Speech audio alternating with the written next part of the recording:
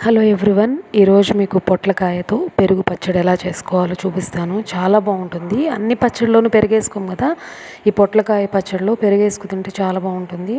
రోటి పచ్చడిలానే చేసుకుంటాం అనమాట. ముందుగా 2 చిన్న సైజు పొట్లకాయలు తీసుకున్నాను. తర్వాత వీటిని చిన్న చిన్న ముక్కల్లాగా కోసేసుకుని అందులోకి సరిపడా పచ్చిమిర్చి కూడా వేసుకుని చక్కగా మనం ఆయిల్లో ఫ్రై చేసుకోవాలి. పొట్లకాయలు బాగా మగ్గేంత వరకు మగ్గించుకోవాలన్నమాట.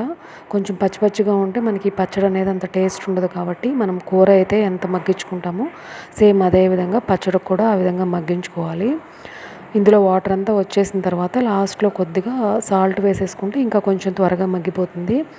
పైన కొంతమంది ఏంటంటే పొట్లకాయ పైన పచ్చిగా ఉంటుంది కదా, గ్రీన్ కలర్లో, ఆ తొక్కు అంతా తీసేసుకొని వేసేసుకుంటారు. అలానే వేసుకోవాలన్నమాట. పచ్చివాసన ఉంటుంది కదా, ఆ పచ్చివాసన పోయేంత వరకు కూడా వేయించుకోవాలి.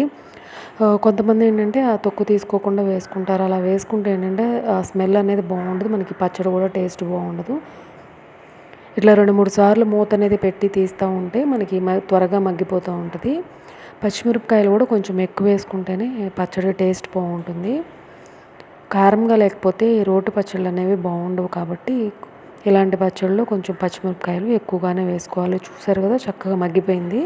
ఇంకా లాస్ట్లో వేడి ఉంటుంది కాబట్టి నేను జీలకర్ర, కొద్దిగా చింతపండు కూడా వేసాను. చింతపండు వేసుకోవాలి, కొంచెం పులుపు అనేది, లేకపోతే రోటి పచ్చడి టేస్ట్ అనేది ఉండదు. ఇది కూడా వేసేసుకుని కొద్దిగా కలిపేసేసుకున్న తర్వాత లాస్ట్లో నేను కొద్దిగా 2 చిన్న చిన్న వెల్లుల్లి రెబ్బలు వేస్తున్నాను అనమాట. పెద్ద సైజు కాబట్టి 2 సరిపోతాయి, జస్ట్ ఫ్లేవర్ కోసం. తర్వాత మనం మిక్సీలో వేసేసుకోవాలి. మిక్సీలో వేసుకునేటప్పుడు ఏంటంటే మరీ బాగా పేస్ట్లా కాకుండా కొంచెం నలగాలి. అసలు నలగకుండా కూడా బాగుండదు. నలిగినట్టుగా ఇట్లా ఈ విధంగా వేసేసుకుంటే చాలు.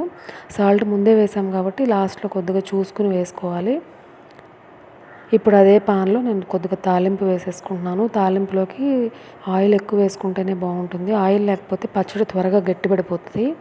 పొట్లకాయ కదా, కొంచెం డ్రై అయినట్టుగా అనిపిస్తుంది అనమాట. సో అందుకని కొంచెం ఆయిల్ ఎక్కువ వేసుకుని తిరగమూత వేసేసుకుంటే సరిపోతుంది.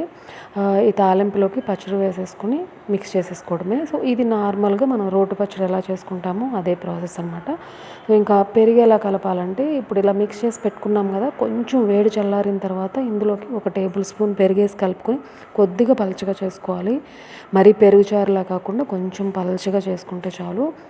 నేను ముందే చెప్పాను కదా, కారం ఎక్కువ పడుతుంది పచ్చడిలోకి అని. ఎందుకంటే పెరుగు వేస్తాం కదా, కారం అంతా చచ్చిపోద్ది. కాబట్టి కొంచెం మంటగా ఉండేలా ఉంటేనే చాలా బాగుంటుంది అనమాట. వేడివేడి అన్నంలోకి ఎవరైనా ట్రై చేయని వాళ్ళు ఉంటే వేడివేడి అన్నంలో ట్రై చేయండి. చాలా అంటే చాలా బాగుంటుంది.